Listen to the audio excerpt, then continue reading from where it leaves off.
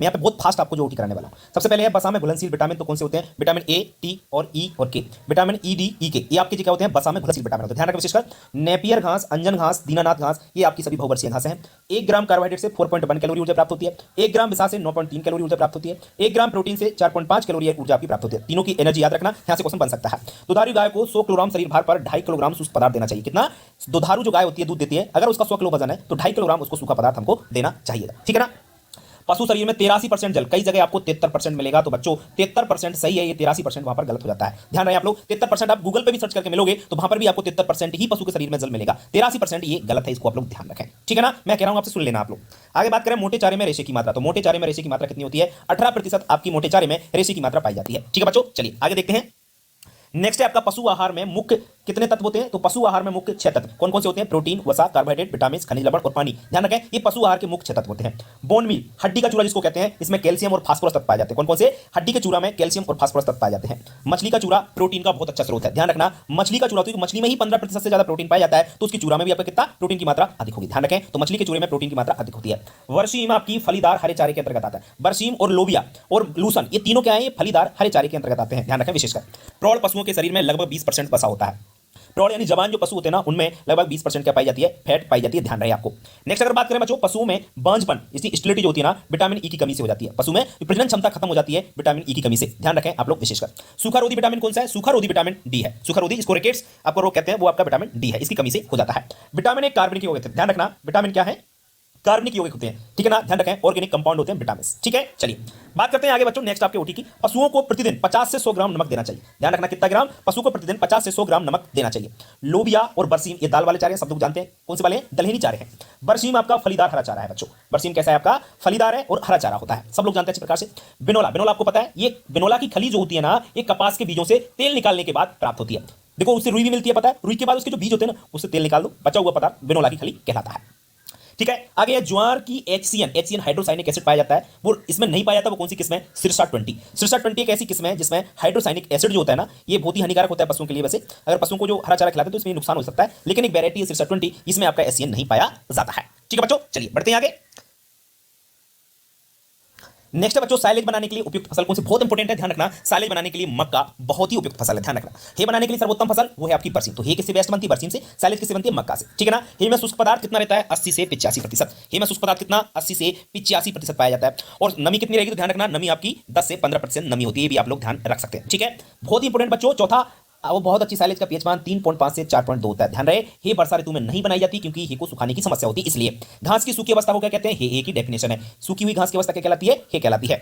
और आपका साइलेज में 30 से 40% शुष्क पदार्थ होता है और नमी कितनी होती है? ध्यान रखना, 60 से 70%। नमी कितनी होती है? 60 से 70% होती है। बहुत ही इंपॉर्टेंट क्वेश्चन है बच्चों, देखते चलिए आगे। नेक्स्ट आपका खराब साइलेज में, खराब साइलेज जो होती है उसमें दुर्गंध आती है। तो क्यों आती है? ब्यूटारिक एसिड के कारण। ध्यान रखें, खराब साइलेज में दुर्गंध ब्यूटारिक एसिड के कारण आती है। ये प्रोटीन युक्त फसलों से बनाई जाती है। ध्यान रखना, ये प्रोटीन युक्त फसलों से बनाई जाती है। और साइलेज, ध्यान रखें, साइलेज कार्बोहाइड्रेट वाली फसलों से बनाई जाती है, जिनमें कार्बोहाइड्रेट की मात्रा ज्यादा होती है, उनसे साइलेज बनाई जाती है। और जिससे प्रोटीन की, जैसे हे किससे बनाई जाती है? प्रोटीन युक्त फसलों से, जिसमें प्रोटीन की मात्रा अधिक होती है। हे में साइलेज की अपेक्षा विटामिन डी ज्यादा होता है। ध्यान रहे, हे में साइलेज की अपेक्षा विटामिन डी क्या होता है? ज्यादा होता है। हमारे देश में हे बनाने के लिए ट्राइपॉड जो स्टैंड विधि है, इसका उपयोग इस प्रकार की जो विधि होती है, ट्राइपॉड स्टैंड होता है, इसमें हे को इसके ऊपर सुखाया जाता है। तो इस विधि का प्रयोग हमारे देश में किया जाता है, विशेष याद रहे। हे में हरा चारा, हरा रंग जो होता है वो कैरोटीन की उपस्थिति के कारण होता है। ध्यान रखें, हे में हरा रंग कैरोटीन पिगमेंट की उपस्थिति के कारण होता है। साइलेज बनाने के लिए फसल की कटाई फूल की अवस्था पर करते हैं। साइलेज जब बनाते हैं ना, तो उसकी कटाई कब करते हैं? फूल की अवस्था पर। फूल की अवस्था पर ही क्यों करते हैं बच्चों? क्योंकि उस समय पोषक तत्व की मात्रा ज्यादा होती है आपकी, ये ध्यान रखें आप लोग। साइलेज बनाने में लगभग कितने दिन लगते हैं बच्चों? सब जानते हैं, साइलेज बनाने में लगभग 45 दिन लगते हैं, विशेष याद रखना। जिस गड्ढे में साइलेज तैयार की जाती है उसे क्या कहते हैं? जिस गड्ढे में साइलेज तैयार की जाती है उसे साइलो कहते हैं बच्चों। उस साइलेज बनाने के लिए कौन सी फसलों का प्रयोग करना चाहिए? ठोस तने वाली फसलों का प्रयोग करना चाहिए। और हे बनाने के लिए खोखली, कौन सी? हे बनाने के लिए खोखली याद रखना। और बच्चों आपको साइलेज बनाने के लिए याद रखना है, ठोस तने वाली फसलों का उपयोग करना चाहिए।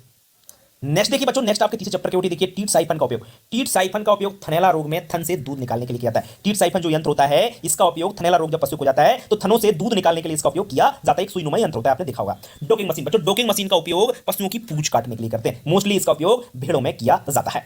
इंजेक्शन की सुई किसकी बनी होती है? ध्यान रखें, इंजेक्शन की जो सुई होती है, जिसको निडल के नाम से जाना जाता है, ये स्टेनलेस स्टील की बनी होती है। माउथ गेज बच्चों, माउथ गेज जो यंत्र होता है, इसका प्रयोग पशु का मुंह खोलने के लिए किया जाता है। क्यों किया जाता है? पशु का मुंह खोलने के लिए इसका उपयोग किया जाता है माउथ गेज का। पशुओं में गठिया दर्द में यूकेलिप्टस का तेल, विशेष याद रखें बच्चों, ये क्वेश्चन पूछा गया है प्री बोर्ड में, ध्यान रहे। पशुओं के गठिया दर्द में यूकेलिप्टस का जो तेल होता है, इसका उपयोग किया जाता है, विशेषकर आपको याद रहे। यूकेलिप्टस यानी सफेदा का जो तेल होता है उसका। ठीक है, आगे हम लोग बात करते हैं बच्चों, नेक्स्ट है नीला थोथा। नीला थोथा इसको कॉपर सल्फेट के नाम से जानते हैं और इसका उपयोग, इसको हम लोग तूतिया का घोल भी कहते हैं बच्चों, ध्यान रखें। नीला थोथा के 3 नाम है, नीला थोथा, कॉपर सल्फेट और तूतिया का घोल। इसका उपयोग खुरपका मुंहपका रोग में पशु को फुटबाथ कराने के लिए इसका उपयोग किया जाता है। फुटबाथ कराना क्या होता है मैं आपको अच्छी तरह बता चुका हूं कि एक गड्ढा खोदते हैं, उसमें कीचड़नुमा बना करके उसमें से पशु को निकालते हैं, उसमें कॉपर सल्फेट की दवा डाल देते हैं, जिससे उसके छालों पर वो लग जाती है और पशु सही हो जाता है। नर पशु को वधिया करने के लिए बड़े जो कैस्टेटर जो यंत्र होता है इसका उपयोग किया जाता है। सबने देखा होगा बड़े जो कैस्टेटर एक जो यंत्र होता है, धातु का बना यंत्र होता है, ये आपका कैंचीनुमा यंत्र होता है, जिससे पशु को वधिया, नर पशु को वधिया किया जाता है। थर्मामीटर से पशु का टेंपरेचर ज्ञात करते हो। तापमान कहां से ज्ञात करते हैं? पशु की गुदा से। पशु की गुदा से तापमान ज्ञात किया जाता है किसके द्वारा?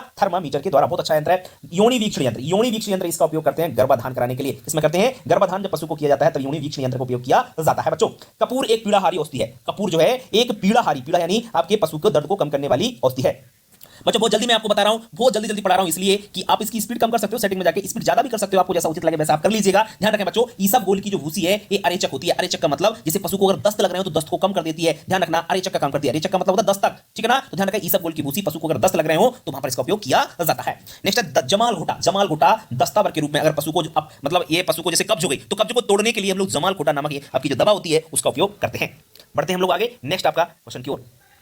Ammonium chloride. बच्चों अमोनियम क्लोराइड का उपयोग कफ जानते हो, पशु की जो कफ जब जुकाम होता है तो आप लोगों को भी कफ बनती है, तो अमोनियम क्लोराइड जो दवा होती है इसका उपयोग कफ को बाहर निकालने के लिए किया जाता है। किसको बाहर निकालने के लिए? कफ को बाहर निकालने के लिए आपका अमोनियम क्लोराइड का उपयोग करते हैं। फिनॉल। बच्चों फिनॉल, जो फिनाइल और फिनॉल अलग अलग होती है, ध्यान रखना। जो फिनॉल होती है ये सूक्ष्म जीवों को नष्ट कर देती है। क्या करती है? सूक्ष्म जीव जो माइक्रो ऑर्गेनिज्म होते हैं ना उनको खत्म करने का काम कौन करती है? फिनॉल। पेंसिलिन। बच्चों पेंसिलिन एंटीबायोटिक औषधि है। पेंसिलिन कैसी दवा है? एंटीबायोटिक औषधि है, ध्यान रखें आप लोग। फिटकरी बमनकारी है। फिटकरी बमनकारी, बमनकारी यानी मतलब उल्टी कराने के लिए, पशुओं को उल्टी कराने के लिए जिस दवा का उपयोग करते हैं उसका नाम है फिटकरी, विशेष याद रखना। सल्फर यानी गंधक, इसका उपयोग दांत, खाज, खुजली इन तीनों में किया जाता है। सल्फर का उपयोग दांत, खाज, खुजली में तीनों में किया जाता है। और बच्चों जो क्लोरोफॉर्म है इसका उपयोग पशु को बेहोश करने के लिए, जी हां बच्चों, क्लोरोफॉर्म का उपयोग पशु को बेहोश करने के लिए किया जाता है बच्चों। उसके बाद कैलोमल जो दवा होती है, कैलोमल, कैलोमल मूत्रवर्धक औषधि है, मूत्र को रोकने वाली दवा है कैलोमल, ये ध्यान रखना आप लोग, ठीक है बच्चों। चलिए बढ़ते हैं हम लोग आगे नेक्स्ट आपके चैप्टर के ओटी की ओर।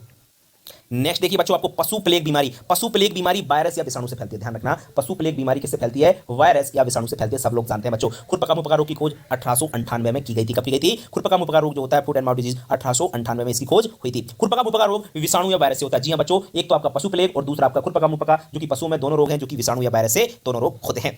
एपोथाइजेशन। जी हां बच्चों, कल भी बताया था मैंने आपको मैराथन में कि एपोथाइजेशन की क्रिया खुरपका मुंहपका रोग में की जाती है। आपको पता है एपोथाइजेशन क्या होता है? कि जो अस्वस्थ पशु होता है उसकी लार स्वस्थ पशु से लगा देते हैं, इससे उन स्वस्थ पशुओं में प्रतिरोधक क्षमता यानी इम्यूनिटी उनकी बढ़ाने के लिए ये काम किया जाता है। फुटबाथ उपचार, अभी बता रहा था, फुटबाथ उपचार खुरपका मुंहपका रोग में करते हैं। और फुटबाथ क्या होता है आपको पता है? कि जो लाल दवा या आपकी जो कॉपर सल्फेट या नीलत होता जो होता है आपका, वो उसमें डाला जाता है और उसमें से पशुओं को निकाला जाता है। फुटबाथ के लिए आपकी अच्छी प्रकार से आप लोग जानते हैं। नीलत होता का रासायनिक नाम कॉपर सल्फेट है, कई बार बता चुका हूं आपको। स्वस्थ गाय का तापक्रम 100 से 102 डिग्री फ़ारेनहाइट होता है। स्वस्थ गाय का टेंपरेचर कितना होता है? 100 से 102 डिग्री फ़ारेनहाइट होता है।